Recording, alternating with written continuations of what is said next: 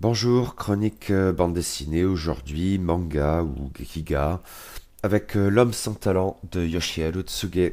Le titre original est Muno no Hito. C'est traduit du japonais par Kao Sekizumi et Frédéric Boilet, avec une adaptation graphique de Frédéric Boilet. Il y a aussi une postface de Stéphane Beaujean et Léopold Dahan, et ça a été publié chez l'éditeur suisse Atrabile. La BD originellement a été publiée en revue au Japon en 1985-1986 avec une reprise en volume en 1988. Il y a eu une première édition en français de cette bande dessinée chez Ego Comics en 2004. Et là, cette réédition chez Atrabile est toute récente, fin 2018. Ça fait 224 pages. Une fois de plus, c'est l'excellente revue Atom qui m'a incité à me pencher sur l'œuvre de Tsuga Yoshiharu, un auteur semble-t-il considéré au Japon comme un géant dans son registre, mais qui demeure assez mal connu en France. Ce qui pourrait bien changer assez vite.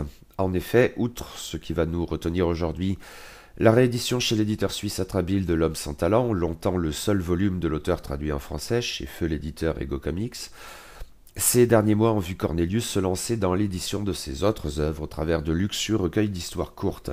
Tsuge n'a jamais livré de série, ou alors ce serait justement L'homme sans talent qui s'en rapprocherait le plus. C'est qu'il a d'abord fallu vaincre les préventions de l'auteur lui-même jusqu'à leur rétif à la traduction de ses BD, ce qui explique pourquoi Tsuge Yoshiharu demeure donc méconnu en France et ailleurs dans le monde, ceci alors même que son approche du manga ou du gekiga, très auteur, paraît parfaitement adapté pour un public friand de, mettons, Taniguchi Jiro. Encore que l'approche graphique aussi bien que narrative des deux auteurs ne soit certes pas la même. La carrière de Tsuge Yoshiharu, dépressif chronique, anxieux d'une timidité maladive, mais aussi porté à expérimenter et à chambouler les cadres, est en dents de scie, marqué par un certain nombre de ruptures brutales. Il fait ses premières armes dans les années 50 et, comme beaucoup, dans le circuit des librairies de presse, ce qui lui vaut à terme d'attirer l'attention. Même si, dans un premier temps, comme beaucoup, là encore, il s'inspire beaucoup alors du dieu Tezuka, tout en renaclant un peu à livrer ainsi des mangas figurant des personnages enfantins et à destination d'un public enfantin. Si l'auteur livre alors beaucoup de planches, il en résulte une crise très sévère, tout spécialement quand s'y ajoute un élément sentimental. Une rupture douloureuse à la fin des années 50 le conduit à la tentative de suicide, un événement qu'il racontera lui-même en 1987 dans son ultime BD. Mais nous n'en sommes pas encore là. Simplement, Tsuge a besoin de changer d'approche, et s'il ne fait pas partie des figures fondatrices du Gekiga, il devient pourtant assez vite une icône de ce mouvement davantage tourné vers des récits adultes.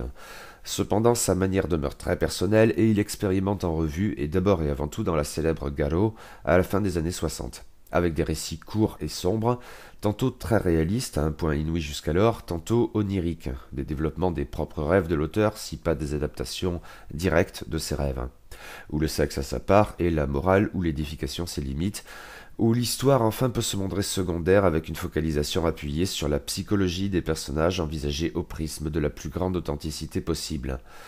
Lors des premières tentatives dans ce genre, le public et la critique sont tout d'abord un peu frileux, mais ils perçoivent ensuite assez rapidement combien l'œuvre de Tsuge est révolutionnaire et unique en son genre. En fait, ce sera au point où Tsuge se verra consacrer le premier hors-série de Garo, comprenant notamment un récit inédit qui fera tout bonnement l'effet d'une bombe. Pourtant, cet âge d'or de l'auteur n'est pas sans crise, là encore. Tsuge, indécis, insatisfait, cesse de livrer des BD personnels pendant un an pour intégrer la bande des assistants de Mizuki Shigeru, qui, sauf erreur, le met en scène dans le tome 3 de Vie de Mizuki.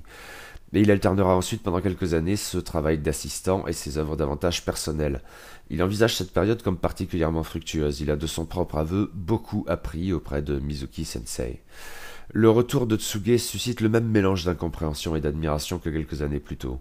Mais là encore, l'auteur, bientôt au sommet de sa reconnaissance, va brûler les ponts et interrompre sa carrière de mangaka pour se livrer à une profonde introspection. Cependant, il reviendra encore dans les pages des revues quelques années plus tard et livrera ses derniers récits qui mettent plus que jamais en avant la composante autobiographique de son œuvre, au point où l'on a fait de Tsuge le chantre d'une BD du mois, Watakushi Manga, répondant au genre littéraire très japonais qu'est le roman du mois, Watakushi Shousetsu. Je vous renvoie à ce que j'avais pu en dire en chroniquant par exemple La déchéance d'un homme de Dazai Osamu, un titre pas si éloigné de ce qui nous intéresse aujourd'hui. C'est à cette époque, en 1985-1986, que Tsuge livre les épisodes de L'homme sans talent, mais l'année suivante, il livrera ses dernières histoires. Il n'a plus dessiné la moindre planche depuis 1987. L'homme sans talent, donc, ou l'homme inutile, car c'est un autre sens possible de Muno no Hito. Il s'agit d'une des toutes dernières œuvres de Tsuge Yoshiharu, parue en 1985-1986 dans les pages de la revue Comic Baku. Et si le personnage de l'homme sans talent a exceptionnellement un nom, Sukegawa Sukezo, il renvoie assez clairement pour l'essentiel à Tsuge lui-même, la BD étant parsemée de références autobiographiques explicites. L'homme sans talent relève à cet égard de la veine Watakushi manga de l'auteur, et est peut-être l'expression la plus poussée, psychologiquement sinon factuellement. Car Sukegawa Sukezo n'est certainement pas sans talent. En fait, il a été un mangaka plutôt loué par la critique, surtout, mais dont le succès populaire n'était en même temps pas négligeable. Seulement voilà, depuis des années maintenant, il ne veut plus dessiner de manga. Il refuse sans plus d'explication toutes les offres qu'on lui fait, toutes les commandes qu'on lui propose, mais sans chercher non plus à placer des travaux plus personnels qu'il ne dessine de toute façon pas. Que fait-il alors? Eh bien, il se livre à une série de petits boulots, tous plus improbables les uns que les autres, et certains renvoient directement à l'expérience de Tsuge lui-même lors de sa phase de retrait et d'introspection. Tout spécialement, il devient pendant un temps un réparateur et vendeur d'appareils photo d'occasion, comme l'auteur. Mais ce sont probablement ses autres emplois qui retiennent le plus l'attention, et d'abord et surtout celui de vendeur de suiseki ou pierre paysage.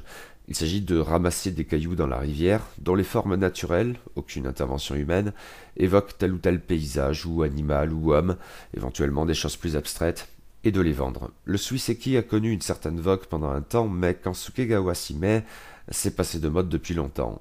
Et surtout, vendre ces pierres qui n'ont au fond rien d'exceptionnel, sur un étal à proximité de la rivière même où Sukegawa les a ramassées, quand il suffit de se pencher pour cela. Cela fait des mois qu'il s'est installé là, et sans surprise, il n'a pas vendu la moindre pierre. Alors il rêvasse, envisageant d'autres emplois saugrenus. Il pourrait rouvrir le vieux péage, par exemple, et taxer les gens qui veulent traverser la rivière, quitte à les porter sur ses épaules en attendant d'avoir une barque. Son travail l'amène à croiser la route de gens comme lui, des antiquaires, disons, des personnages intentinés excentriques, souvent des losers ainsi que lui-même, un terme qui n'a jamais été insultant que dans la bouche des connards qui s'autocongratulent pour être des winners. Parfois terre à terre, l'argent est une préoccupation pour la survie au quotidien, parfois ou en même temps davantage des rêveurs, comme Sukegawa, portés à narrer des histoires étonnantes, comme celle, grand moment onirique de l'homme sans talent, de cet oiseleur qui aurait bien fini par s'envoler lui-même, à moins que sa fin n'ait été autrement sordide et déprimante. Des hommes enfin dont les passions généralement incongrues ont quelque chose d'obsessionnel.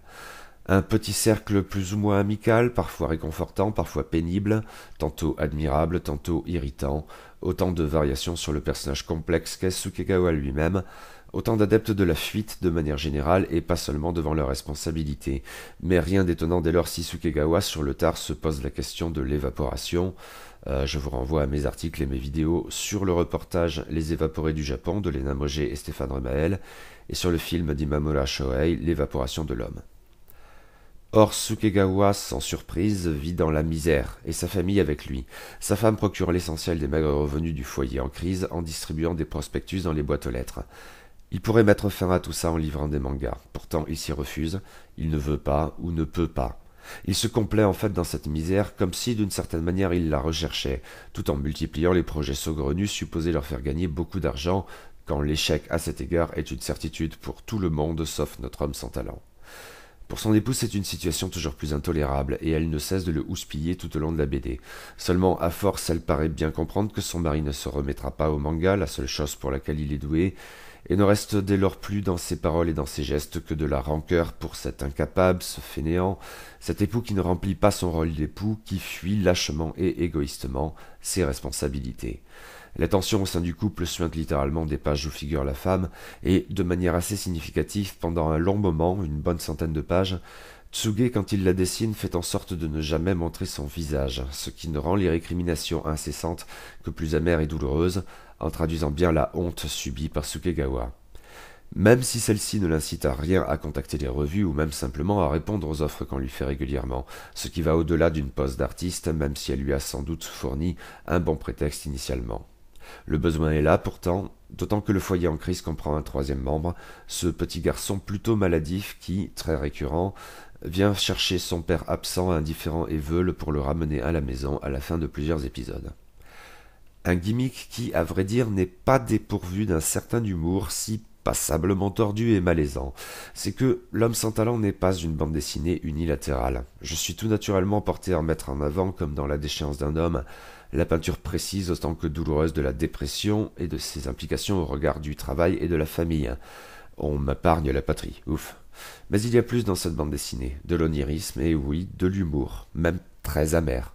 J'avoue cependant être bien incapable de mettre l'accent sur les gags ainsi que le font les postfaciers, qui connaissent sans doute très bien leur sujet, mais le ressenti individuel peut tout de même assez légitimement être différent, car cela vaut aussi pour l'identification. Mais ici je suppose que le dessin a sa part essentielle.